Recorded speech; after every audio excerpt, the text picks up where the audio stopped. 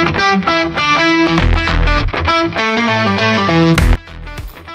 what's up mga tol? It's a beautiful Sunday sa inyong lahat. Alright, kasama ko nga mga lang ngayon si Kuya Carl.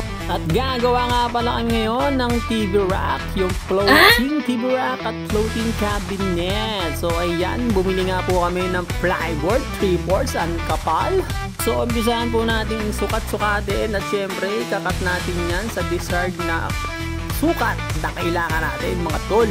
Napakasarap lang sa feeling na pag ang kasama mo talagang bihasa na rin sa mga ganitong bagay. Tulad nga po ng aking Kuya Carl na napakalupit.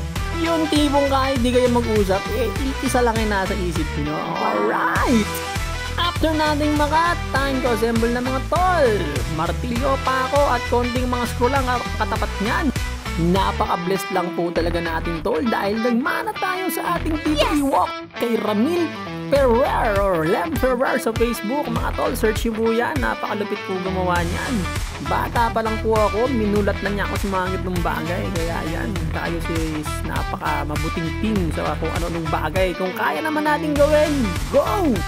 Kaysa bumili ka sa iba, di ba? Medyo mahal yun tol. Kasi pagka bumili ka ng mga ganito, minsan nag-range to ng mga 8,000, 10,000. Pero take note, ito around 2,000 to 2,500 lang na nagastos natin dito mga tol. Dalawang plywood lang. Tapos yan mga wallpaper.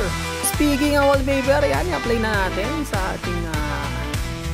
ating ginagawa, no? Yan pong wallpaper na yan, yun yung pinabibili sa TikTok or sa Shopee.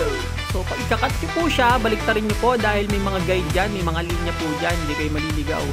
Then sukatin nyo lang po yung desired na sukat na dapat nyo ikat. Ayan, hindi po kayo mahirapan, napaka-basic lang po. Daan-daan lang din po sa pagkakabit para hindi po malukot. Nga po pala, sa mga gusto magpagawa dyan, PM na lang po tayo. Re-recommend ko po sa inyo ang aking Tito Ewok. Mas malupit po yun. Talagang napakagandang gumawa. At ito na nga po, resulta mga tol!